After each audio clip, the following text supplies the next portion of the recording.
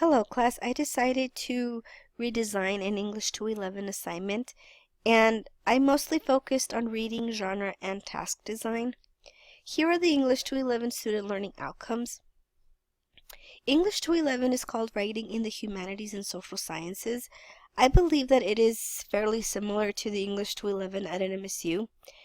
English 211 is not a requirement for all students. Some students take English 203, others take English 218, which are the technical and business writing courses. English 211, however, mostly centers on analysis and research. So in this class, we do a lot of reading. We are asked to analyze that reading, and also we incorporate a lot of written assignments that involve more in-depth research. And like the student learning outcomes state, students should develop the ability to analyze, interpret, conduct research. Some of them contain presentations, but basically the whole point is to have them expand on the skills that they learned in English 111. So in English 111, they mostly learned rhetoric and persuasion. So in English 211, we try to build on that, and they write longer papers that mostly center on analysis. And I do believe that this class is very important because for a lot of these students, this is the only course where they will be asked to analyze, because a lot of the other courses don't ask them to analyze what they read or write about it. I also wanted to share a little bit of information about the student population at the Sullivan Park and Gadsden Centers, which is primarily where I teach this course. The majority of the student population are Generation 1.5 students and resident immigrants. Most of these students range from teenagers who are straight out of high school to middle-aged students. A lot of them work part-time, so that also adds to the issue of not having enough time to read or not having enough time to be on campus. And a lot of them do not have a lot of experience working with analyzing fiction or nonfiction text. The majority of them are bilingual, and their motivation ranges from trying to obtain a career to pursuing higher education for a better paying job. I do have some students that have children, so they are trying to improve their life for their children. I have a lot of first generation students, so a lot of them are the first in their family to go to school, so there's an underlying motivation to do it for their parents as well.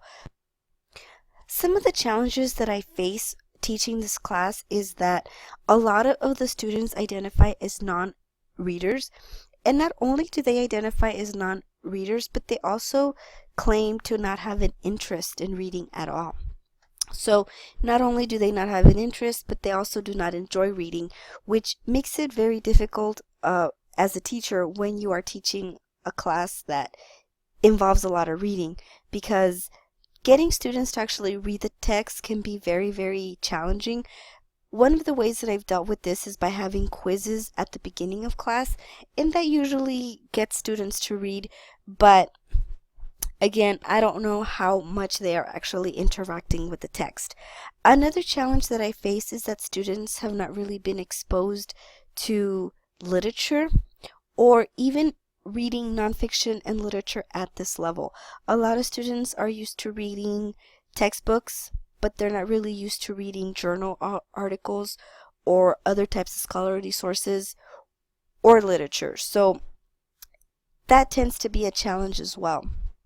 And usually students do struggle at first, especially with previous classes where they had to read a novel in a short amount of time. A lot of them had never done this before, so for them to actually stick to a reading schedule can be a great challenge. My current English 211 course centers on short stories and the theme of identity. I have taught this class before, and I have used different subtitles. A previous subtitle that I used was Coming of Age Story, or the Coming of Age novels and short stories. I also taught a class about magical realism. So I decided to change the subtitle And I also divided this course into different sub-themes that deal with different types of identity. The assignments mostly consist of reader responses, reading quizzes, discussions. The major essays are one literary analysis, character case study, and a final research paper. As far as assessment, I only have rubrics for the major essays. And each rubric is different because for the first essay, which is a literary analysis, they have to analyze an element of fiction in one of these stories. For the character case study, this is more of a nonfiction assignment where they have to pretend like they are psychologists who are creating a character case study on a specific character that they choose. For the final research paper, this one involves research and it involves a lengthier process, so the rubric is designed to reflect that. And for the final research paper, they have to research an event that they feel had a great impact on American identity. This class also consists of a lot of readings, and I listed some of them here.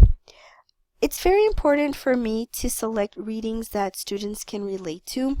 One of the sources that I came across while doing research talks about how in order to keep students motivated, they need to be able to relate to the text and they need to be able to relate to the students' needs, goals, interests, everyday experiences, and background. So I really do try to pick texts that students can relate to, whether it be on a background level or just a basic human level. I really try to pick texts that they can identify with. Here is a look at the original assignment and the redesigned assignment. The original assignment basically consisted of discussing how names and social identities connect, analyzing the reading, and then discussing again how our names tie into social identity while including examples from the reading, and then writing a one-page reader response, and then I would grade the reader responses. However, I realized that the reader response assignment lacked structure. I did not have proper instructions for this assignment. I would just tell them what to do orally, and I felt that this was the reason why a lot of students struggled with that, so I did redesign that for this assignment. One of the books that I came across during my research, Generation 1.5 Meets College Composition, talks about how we should create opportunities for students to interact with texts. This basically means that we should create assignments where students can talk and write about the reading that they have done. So I decided that instead of opening up the assignment with a discussion, that students could go ahead and do a quick write activity. And I feel that this is a low risk activity because even students who did not understand the assignment very well, they could go ahead and share their opinion or their perspective on the topic, because that's basically what this prompt is asking them to do, to share their perspective on whether or not names are representative of culture, ethnicity, or personality. Here we have the reading My Name by Sandra Cisneros. This is a vignette from the house on Mango Street, and it basically discusses the name from the main character, Esperanza, and it talks about how a lot of people cannot really pronounce her name correctly and how she was named after her grandmother, and she wishes that maybe one day she could change her name to something that better reflects her identity. I also decided to assign a poem. And this is something that I debated with last semester because the course mostly focuses on short stories, so I didn't know if I should assign different types of genre, but I decided that it would be okay to assign a different type of genre, like a poem, in a smaller assignment. That way students can see that different genres can still convey similar messages in terms of theme and tone. Specifically here, the poem and the vignette both discuss or both connect names to heritage and ancestors, so I felt that that was something that students could definitely relate to. After we discussed the readings and the quick write, I decided that students should break up into literature groups and fill out this Venn diagram. At this point of the semester, students should already be familiar with the elements of fiction. So I decided that instead of analyzing the readings right away, students could break up into groups and start listing similarities and differences between the texts. That way, it kind of eases them into the analysis. After this, then we would go ahead and analyze the text as a group and really get into them and discuss the elements of fiction more in depth. And also, I could clarify anything that was not clear to them based on their readings and the discussions they had in their literature circles. Here is the reader response and rubric that I created. I decided to provide the purpose of the reader responses in the instructions.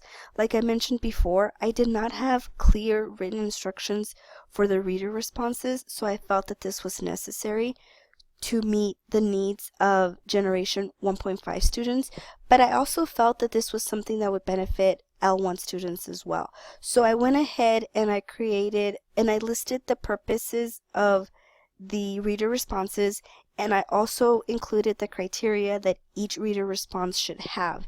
And it was important for me to keep the reader response as an assignment, because I feel that reader responses really do highlight the role of the reader, and they also highlight the subjective side of interpretation.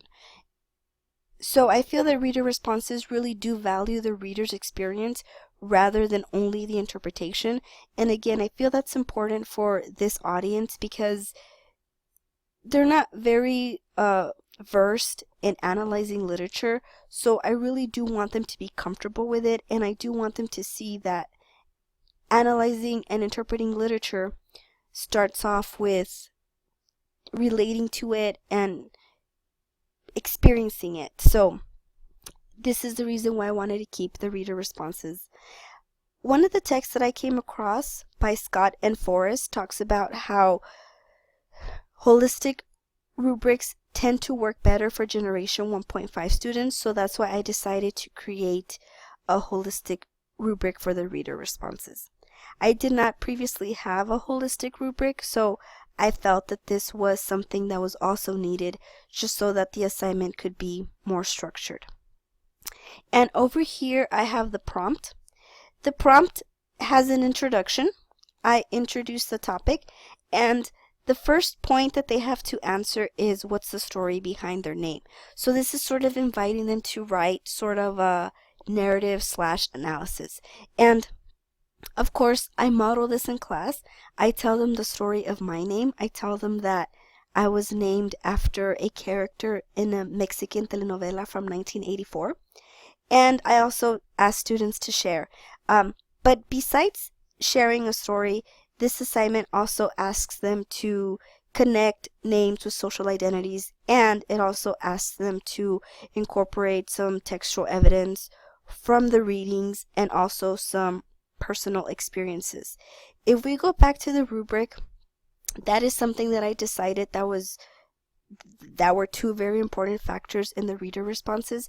I decided that not only should they interpret and analyze the readings, but they should also include personal examples. And like I said, part of my goal is to have them relate to these readings, so I felt that making that part of the criteria for the reader responses would encourage them to do so a little bit more. So thank you for watching my presentation. I look forward to reading your feedback.